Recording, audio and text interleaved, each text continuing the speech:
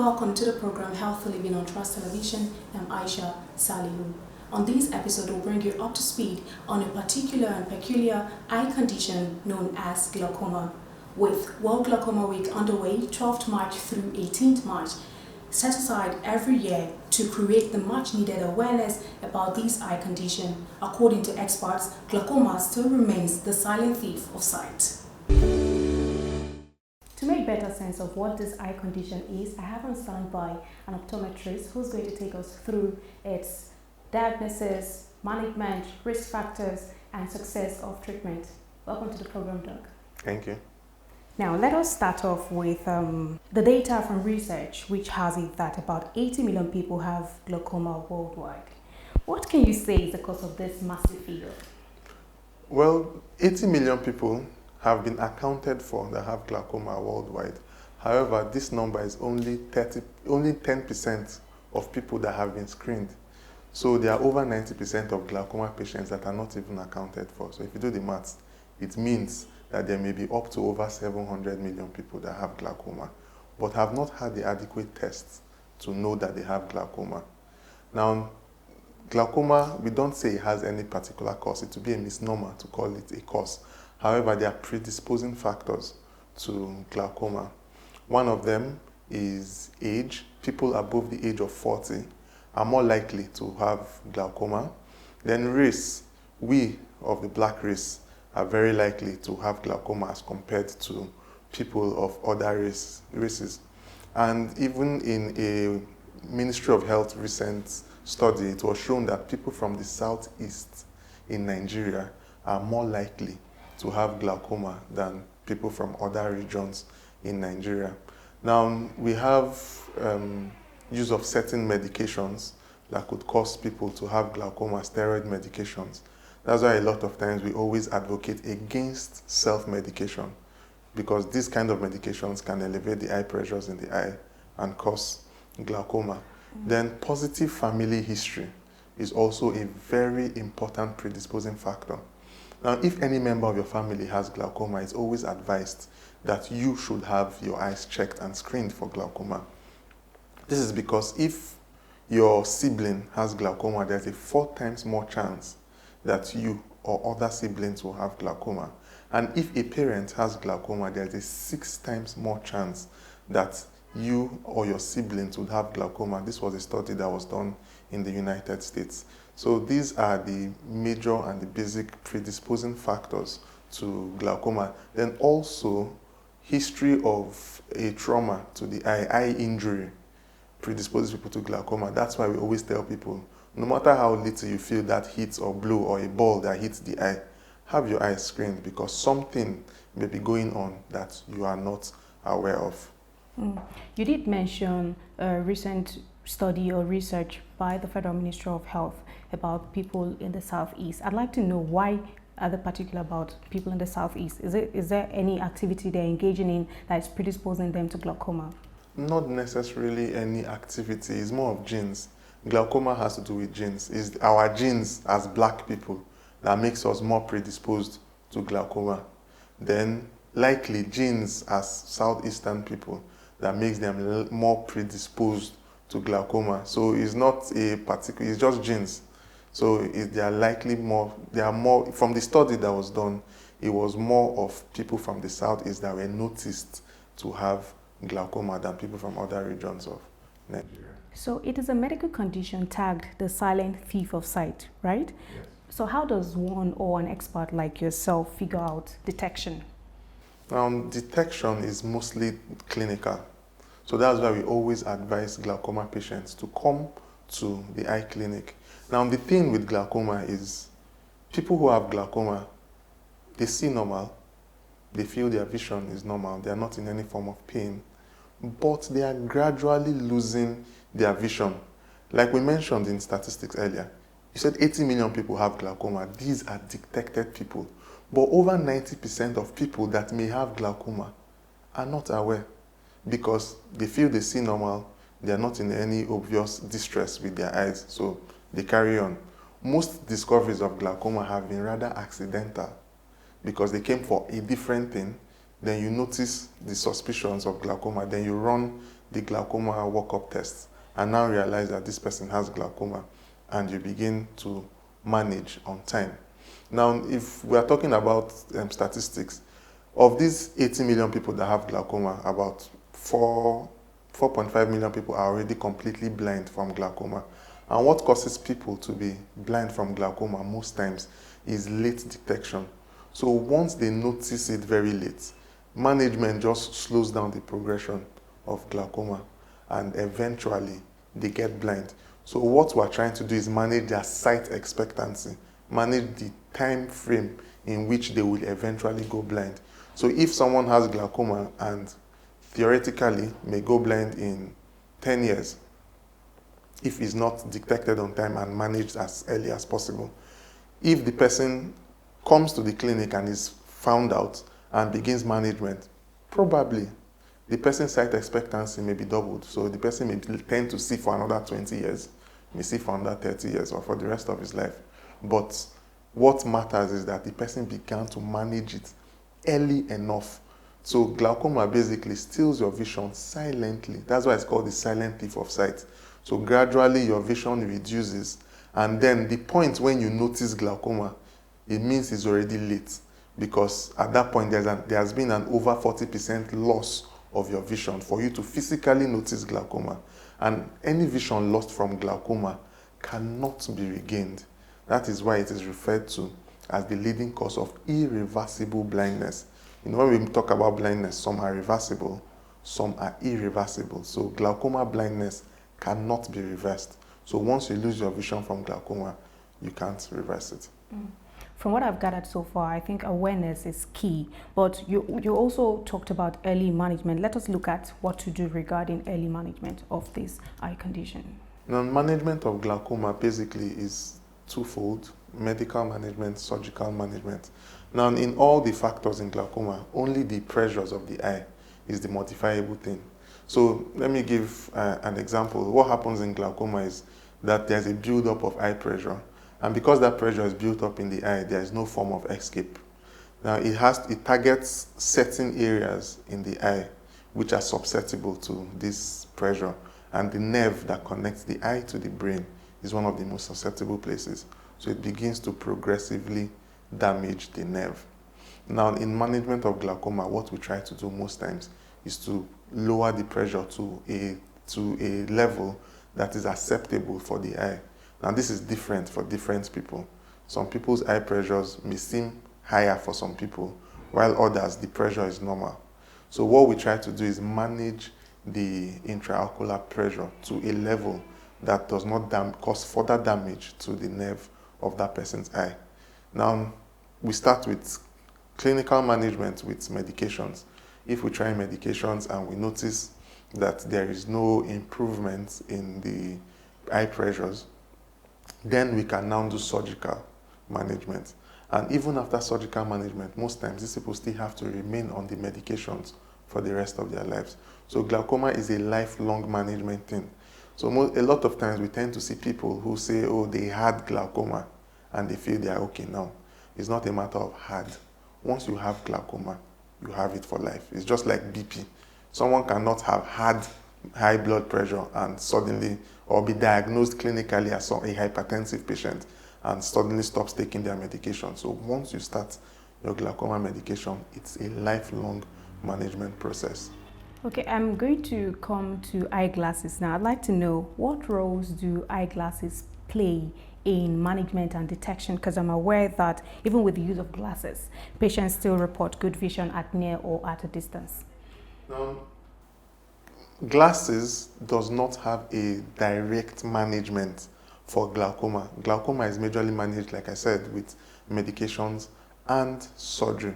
However, where glasses come in play is to improve the sight of that patient. Now, if someone has lost vision from glaucoma, a little bit of it may be improved if there's an underlying refractive error.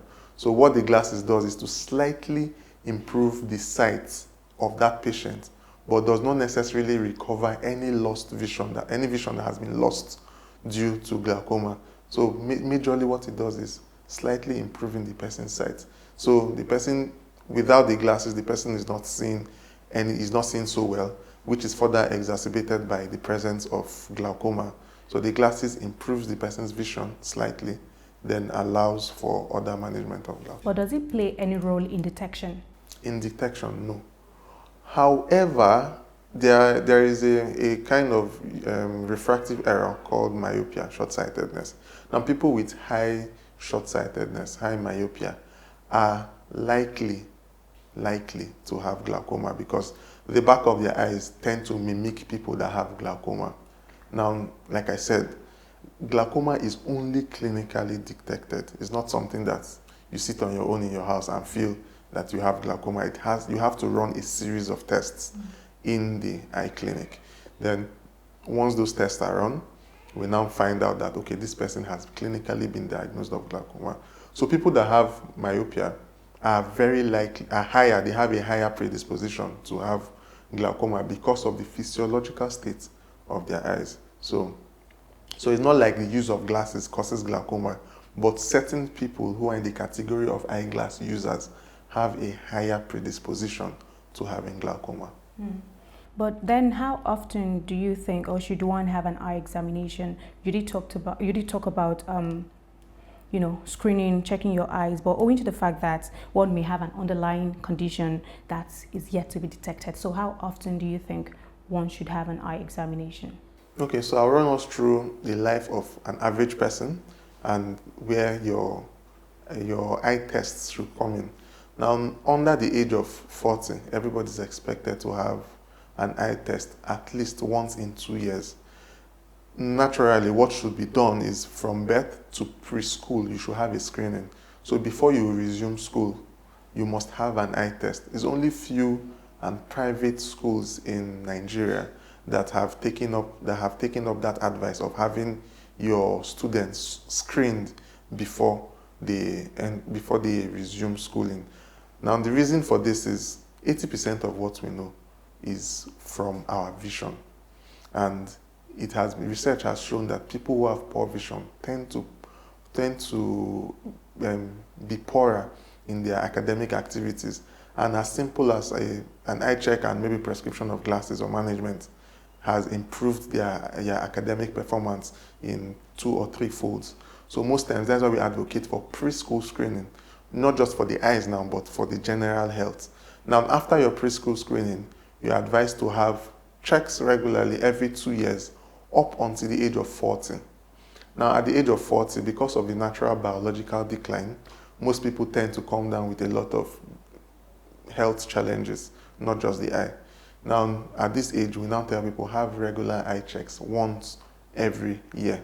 Now, your eye check may even be more frequent, but that is based on the eye condition that is being managed. So for some people, their routine test may happen every 6 months, for some every 2 months, for some every month, some even every 2 weeks. But this time it will not be as prescribed by your doctor. So your doctor, your eye doctor, your optometrist tells you, come every month so that we may have to check your eye pressures, especially now for people that are managing glaucoma. New entrants into glaucoma, one of the managements, we have to check their eye pressures routinely and regularly. So most times it may be a month. So you see a new glaucoma patient, we tell them, okay, come every month as we're managing you. Let's check your eye pressures every month for the next 1 year, for the next 6 months, until we've brought it down to our target eye pressures and is now stable. Then we can now increase their clinic visits to maybe 6 months, a year, or even 2 years based on their age. Still in line with management and treatment, you did mention about medical treatment. I'd like to know the role of pharmaceuticals. How effective is the use of pharmaceuticals in treating glaucoma? In terms of managing medical management basically has to do with use of drugs, pharmaceuticals. Now, there are different classes of medications for managing patients that have glaucoma. And in managing glaucoma, we manage on a per patient basis because everybody's physiology is different. So when managing, we try to find out the best drug that causes the best reaction for that particular patient. So there are several classes of drugs which we manage patients with those different classes of drugs. So the patient A may prefer a certain class of drug, patient B may prefer another kind of drug, but what we try to do is to tailor the management to the class of drugs that enables us achieve the highest possible reduction in intraocular pressures for that patient. So now this March 12th through March 18th has been declared as the Glaucoma Week, World Glaucoma Week. As a member of the Nigerian Optometric Association, what is the message from the Nigerian Optometric Association to Nigerians who, because we keep hampering on awareness, because a lot of people are not aware. So what is the message from your association to people of Nigeria or people worldwide? The basic message is for people to safeguard their sight.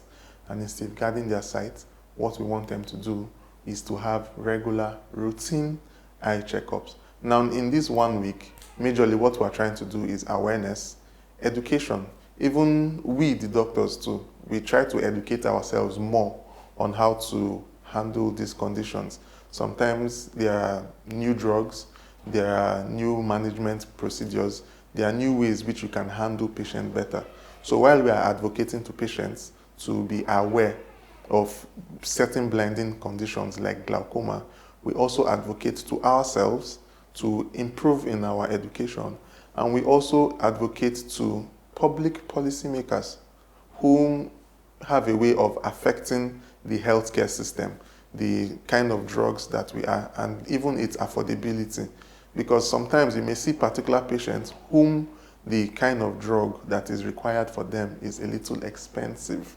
And the expense is usually a constellation of different factors, from government, from currency fluctuations to all that. So we try to advocate to policymakers to find ways where either they can subsidize these drugs, either they can create more enabling policies for this particular class or group of patients to enable management for them.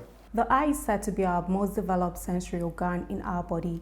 About 80% of what we perceive are from the eyes. Hence, the need to raise awareness about this particular eye condition, which is tagged as the silent thief of sight. We'll go on a quick break now, and when we return, the program continues in a bit. Don't go away. We're at a facility where free eye screening is given to people as part of measures to help detect, manage, and treat glaucoma. You're welcome to today's glaucoma screening. So aside from the glaucoma screening, do you have any other issue with your eye? Okay. Is this your first eye exam? Yeah. How is your general health? Are you treating any medical condition? Is there any history of glaucoma in the family? Does anyone use glasses in the family? Yeah, I do. Okay. Are you allergic to any medication or drug components? Are you currently on any medication? Okay. Although not as busy as it used to be, because this period people are a bit reluctant to come out because of the situation of things, because before now it has usually been a very busy week during this period. But however, people still come in to have their eyes tested, because glaucoma is a silent thief of sight, and we've done the awareness everywhere around the vicinity. So a lot of people are aware of this program, and we also have a lot of eye clinics that are also participating in the free glaucoma screening, just to make sure that we eliminate the occurrence of preventable blindness in Nigeria.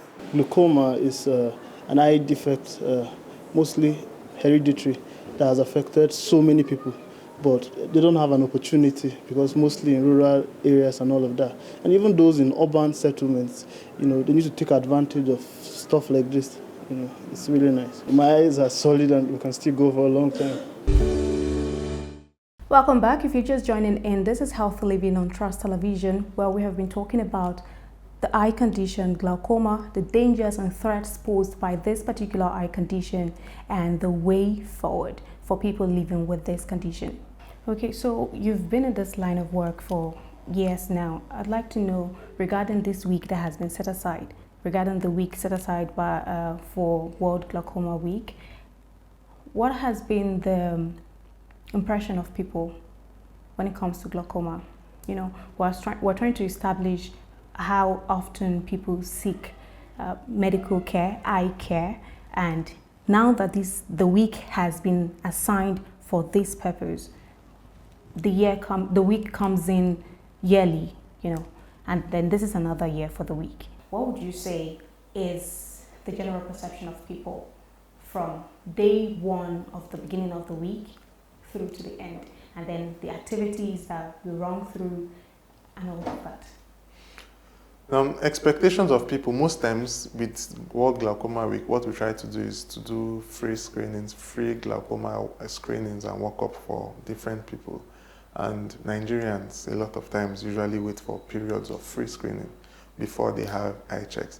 Now, it's good because once they come for this free screening, we are also equally able to educate them, let them know on how regularly they should have eye checks and not necessarily wait for free periods of free screening for them to have their eyes checked. Now, also, this free screening enables more people to come to the eye clinic. And once they come to the eye clinic, we are further able to detect these conditions, different conditions, especially glaucoma. Now, over the years, in fact, almost on a per year basis, once we run this free eye screening, we almost always see at least maybe 5% of the people screened having glaucoma. So without this avenue to have their eyes freely screened for glaucoma, they may have not been detected until it's late. So one of the ways is the uptake. People usually, once we inform them about clinics running the free screening, there's a good uptake. They have their eyes screened. Luckily, a good majority don't have glaucoma, but at least for the few that have glaucoma, we are able to detect it. For some, early enough, for some, late enough. 2 years ago, we had a patient that had already lost one eye without even realizing. So it was while we did the glaucoma screening, he realized that one of his eyes was not even seen at all. So these are the kind of news that we usually get that makes us more steadfast in running these kind of advocacy programs, advocacy week, setting aside. Now, every day in a year is a glaucoma day, is an eye check day, is a day to have your eyes tested. But we just set this week aside to ensure that we are able to educate people more, have certain amenities and facilities available to the public to access, and also see them, manage them, give them free treatment and educate them. I'm always very particular about the mental health aspect of every encounter with a patient and a doctor. Now, this medical condition, eye condition, is I don't want to say life-threatening, but then it's a leading cause of irreversible blindness in people. So now, you've had to deal with people who have these conditions. How do you manage them regarding their emotions? It's not easy for you to tell someone that they have this condition and this is the end product. And then to you to as the expert, how do you deal with the emotions that come with discovery through management and treatment? Most times we've noticed that there's always a psychological strain on patients realizing that they have certain eye conditions or health conditions, especially those that they have to manage for the rest of their lives. It's easier for those whom is detected early enough, while it's a little bit harder for those whom are detected at the late stages. However, counseling is part of the job. It's one of the ways patients are managed. Like I told you, glaucoma is managed on a per patient basis. So you have to do a little psych eval of the patient, evaluate their psychology, evaluate how well they are taking the information you're giving them.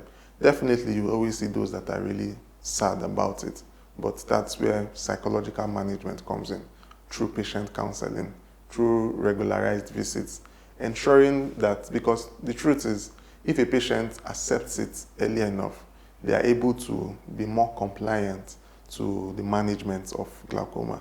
A patient who does not accept it will definitely not take medications or any other form of management seriously.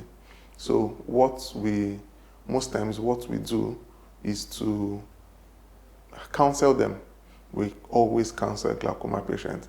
Now, in counseling, different aspects include how they take their medications, how they live their lives, how they modify their lives around managing the condition. For some people, even how to take their medications some patients, we advise them, okay, set an alarm since it's every day. Since this drug may be twice daily, set an alarm for so and so time every day, so that even if you forget, even if you are so busy, you are able to take your medication. Talk to your family members. Encourage your family members too to have an eye test. Then you can also be an advocate for people who may not know that they have glaucoma, because a lot of people feel more relatable seeing the patient's angle than seeing it from the angle of the doctor or the optometrist speaking about this condition. So psychologically, patient counseling is usually paramount, and every other way of handling their psyche. It must have been a busy week. How are the optometrists coping with the stress of patients probably trooping into the clinic at this particular period? Well, for the average optometrist, this week is a week for corporate social responsibility. So that's why they are even willing in the first place to open up their clinics, open up their hospitals to allow for free access of patients into them and have their eyes screened for glaucoma free of charge. So it's busy, yes. It's really challenging, yes. But it's a corporate social responsibility. And one of the things of healthcare, in as much as we are trying to manage these patients, we are also trying to go out of our way to ensure that healthcare is accessible, affordable, and available to everybody. So I guess they will just zero their minds for this week and be sure that they carry out these tests for everybody in Abuja, Nigeria, because it's a global program. So optometrists not only in Nigeria, but if you go to Ghana, if you go to the United States, Canada, optometrists globally are managing a lot of patients on this particular World Glaucoma Week, auspices of the World Glaucoma Week. Despite its severity, up to 90% of people living with glaucoma are undiagnosed. That is why we urge you to take advantage of this week, 12th March through 18th March, to access some of these medical facilities where you have experts on standby waiting to get your eyes screened. For comments, contributions, and suggestions on these episodes, do well to follow and subscribe to all of our social media platforms. Join us again on another episode of Healthy Living on Trust Television. I'm Aisha Salihu. Thanks for watching.